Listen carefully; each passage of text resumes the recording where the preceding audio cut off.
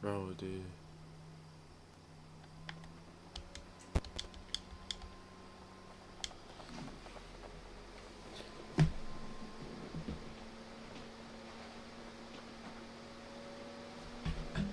La da da da.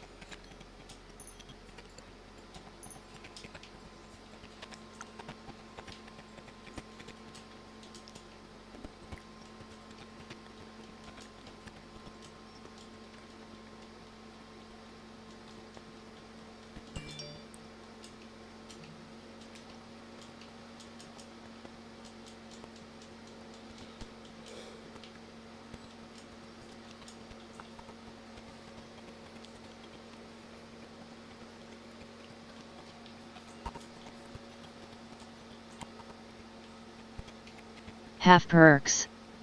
Welcome to my channel. Half Perks. Said.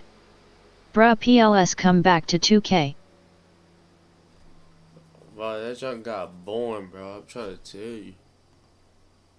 That junk got boring to me.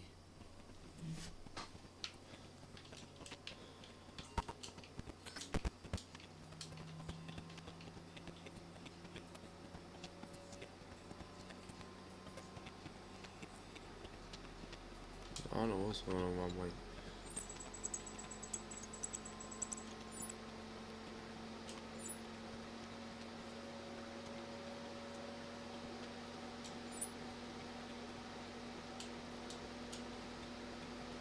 Half Perks.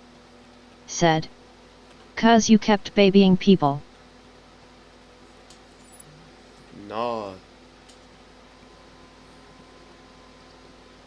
It just got boring. Me playing on my point guard. JohnGoat It just 21. got boring. Welcome to my channel.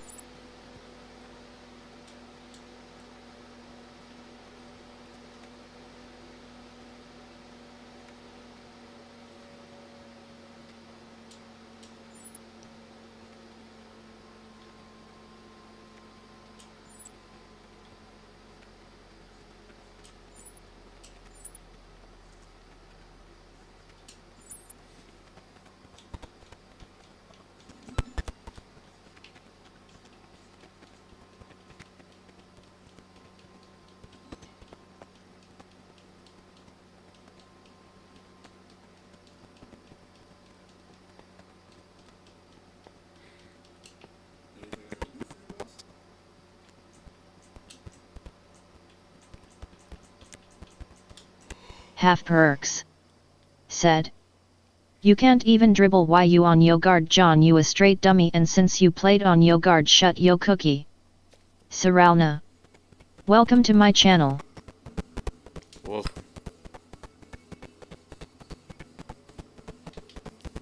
call me, Frank.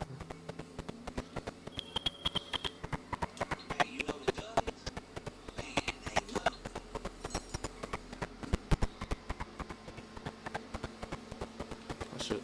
Frank. Bro.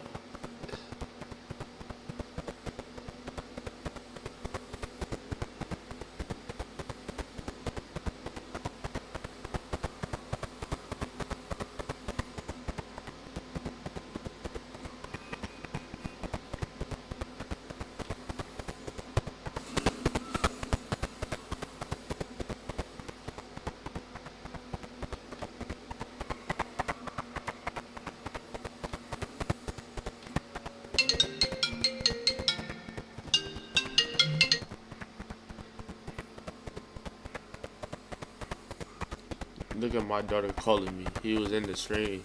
He thought I didn't know that was some of the stream. Shut this cookie up. What's wrong with mine? Where's my mic volume? What the hell?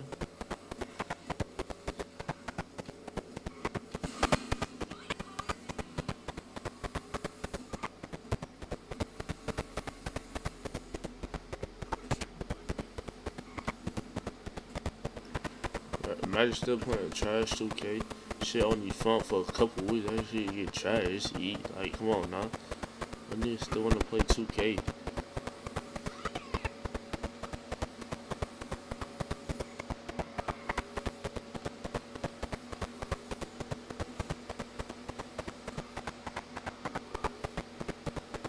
Half Perks said, "Yo audio booty bruh, fix it."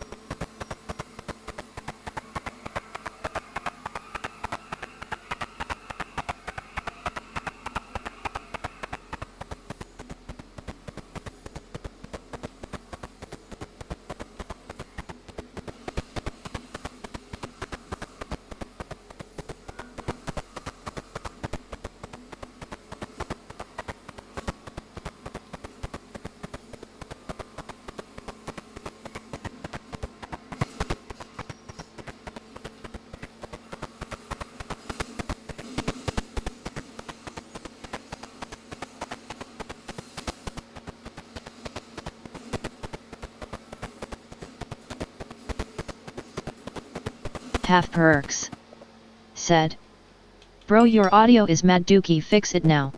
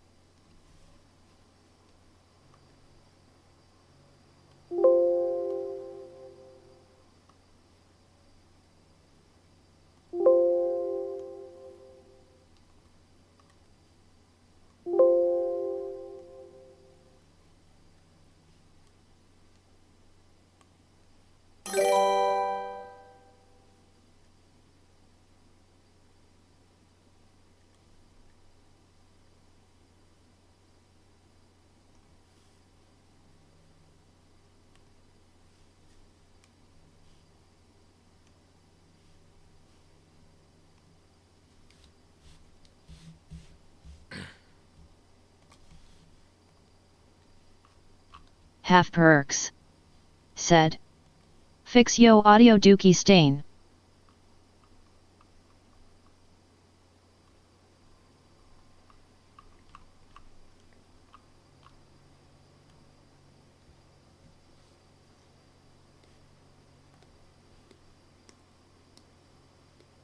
AdeptViz.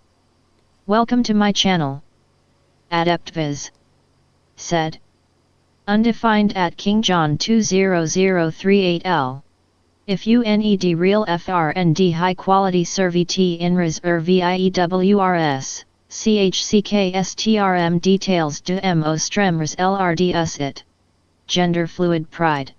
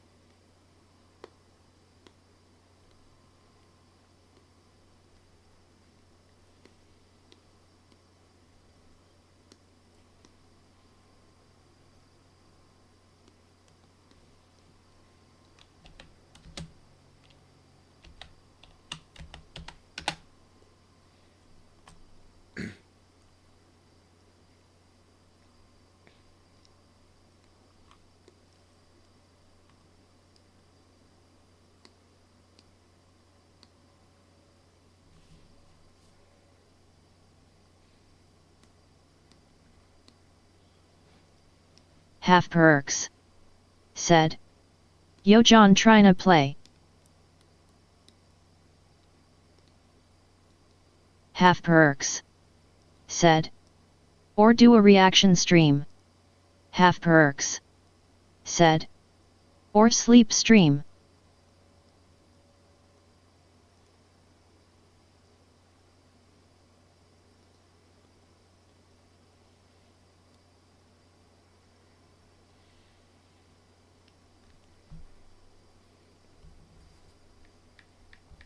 Half perks. Said. Or feet massaging stream.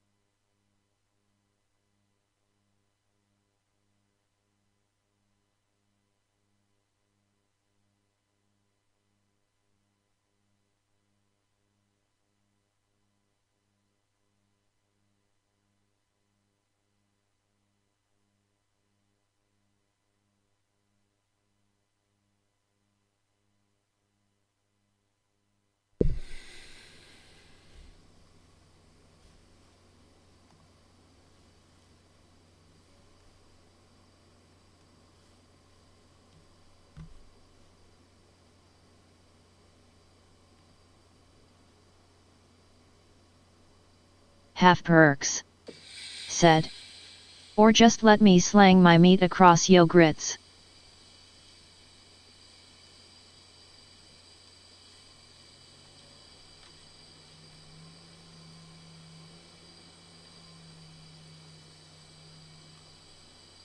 Half perks. Said. Or just let me slang my meat across yo grits. Bloodluster. Welcome to my channel.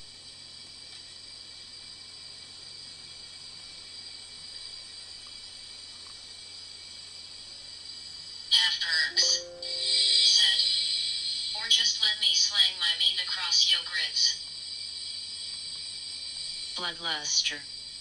Welcome to my channel.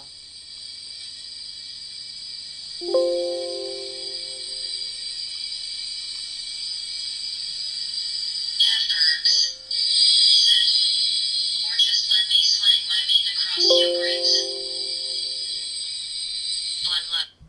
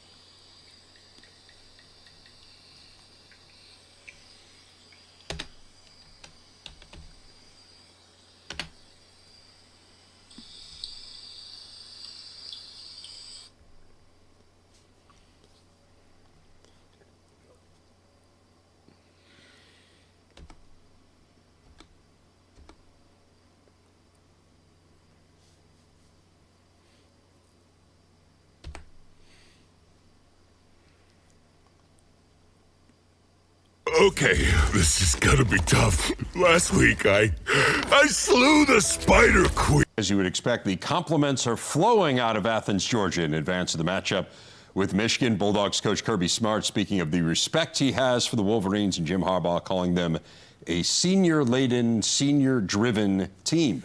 But what of Kirby's team, you ask? Well, let's check in with a guy who covers them every day, Seth Emerson of The Athletic. Seth, really appreciate you taking the time to join us. Let's start with this. Georgia was number one. They were seen as the most dominant team in college football. And then along comes their nemesis, Alabama, who absolutely obliterates them in the SEC championship game. So what is the mood now of Georgia fans as they head into the college football playoff? Well, it's funny, Dave. When they lose the way they did to their nemesis, there's just kind of this sense of, oh, well, it happened again. But this is the first time that they've lost to Alabama, but the season's not over. Now, right. Technically before, you had bowl games or whatever, but national championship, obviously season was over after second 26.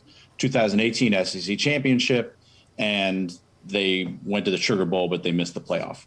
2020 last year, regular season, they still had a chance, but there was just kind of a sense that was it. They'd hit their ceiling.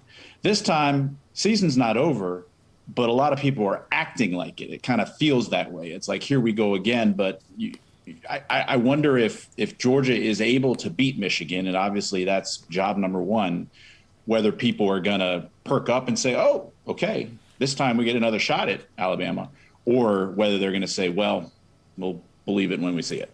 Let's break down the team a little bit. It's been really interesting to me to follow this quarterback situation from afar. I can only imagine what it's like up close and personal. But is it your sense that Stetson Bennett is going to be the starting quarterback against Michigan?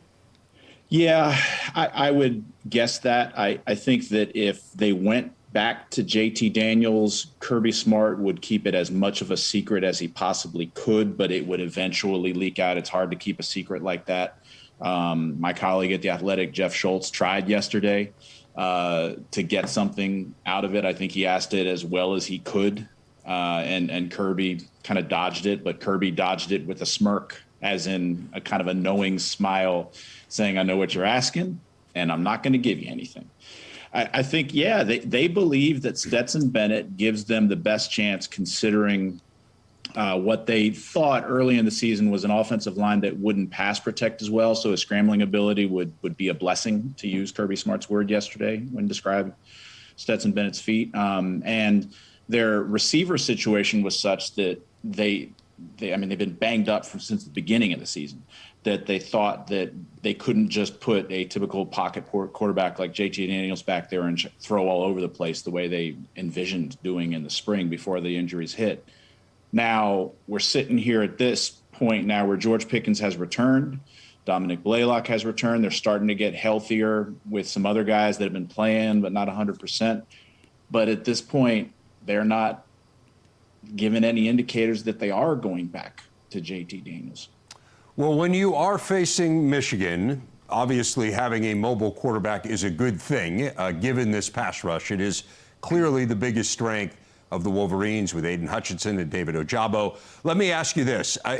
Georgia all year, they'd given up 8 sacks, I believe, all season before the Alabama game, and then they gave up 3 against the Tide. So give us a sense here of pass protection for the Dogs, particularly at those tackle spots. Better as the season went on. I think they thought that the 8 sacks they gave up during the regular season would have been more if Stetson Bennett hadn't been able to bail them out of that. Now, JT Daniels is also pretty good at getting the ball out. My editor, Jason Sterrett, a whiz with stats, came up with some stats showing that he was among the leaders in the country in terms of getting the ball out on dropbacks. But they preferred Stetson Bennett using his feet, and that's where I think it kind of gets back a little bit more to the receiver situation than the offensive line situation. But the offensive line did, I still think it did okay against Alabama. The 3 sacks were, there were a little bit more situational. There was at least one where Stetson Bennett just didn't get rid of the ball as quickly as he could have. They have at tackle Jamari Sawyer, a guy who is going to play in the NFL. The question is whether he's a tackle or a guard. So I think that's the guy they likely want on Aiden Hutchinson, but obviously Michigan will dictate that. And the other right tackle, Warren McClendon's been pretty good too. But are these guys like first-team All-Americans right now? No. So I think they're going to, if they were smart, they probably are going to do some stuff to try and account for Hutchinson and the rest of the Michigan pass rush, such as quicker throws, but also trying to run the ball and trying to be balanced. The story all year with Georgia, of course, has been the defense, Seth, and yet here we watched them against Alabama, and they just got picked apart. Now, part of it was against a quarterback who ended up winning the Heisman Trophy, largely on the strength of that performance, I guess. But how much of that do you believe was Georgia just having a bad day? Do you believe they were exposed to some degree? What happened there? Somewhere in between, they were overrated and got exposed, and it was just a one-game anomaly. They'll be fine. That secondary has been a question since before the season started because they had so many guys turn pro, and the guy that they expect to be their top cornerback transferred to Miami. They went into the transfer portal and got Darian Kendrick from Clemson. They were starting a former five-star, are starting a former five-star at the other cornerback spot. They have veterans at safety. But they look, the name of the game in college football, and Georgia saw this last year when they had a first-round cornerback in Eric Stokes and the first overall pick of the second round in Tyson Campbell. They still got exposed in the passing game, mainly against Alabama, a little bit against Florida. That was more kind of wheel routes and stuff. But the name of the game in college football these days is if you have a really good passing game, a really good quarterback, and really fast receivers, you're going to beat really good secondaries if you can get those one-on-one matchups and if the quarterback has time to find those receivers. And the difference against Alabama versus the rest of the season was Bryce Young had time to find those receivers. And he also, had two really good receivers, plus some others. And so Georgia in that game got exposed. The secondary, long story short, too late, secondary was always going to be something that you wondered, are they really that good, or are they being protected by a really good pass rush and a really good front seven? And when the pass rush wasn't there against Alabama, that's when they got exposed. The trick for Georgia against Michigan, and if they see Alabama again, or even Cincinnati, is going to be figuring out a way to get that pressure back. So I know kind of compounding this is the fact that defensive coordinator Dan Lanning is off to Oregon. Now, I understand he's staying with Georgia through the playoff, but he is still, you're trying to put together a staff at Oregon and you're worrying about recruiting and all these different things. To what extent, if any, do you believe this could be a distraction or kind of just an inhibiting factor in terms of getting the same level of preparation they would typically get? Well, there are people who, and they're just fans, I haven't heard this from the inside, but would tell you that Lanning was distracted leading up to the SEC championship, which is why that happened, because he was mentioned for the Oklahoma job too. But Kirby Smart has been through this as the defensive coordinator at Alabama in 2015 when he got the Georgia job the day after the SEC championship, remained as Alabama defensive coordinator while trying to put together his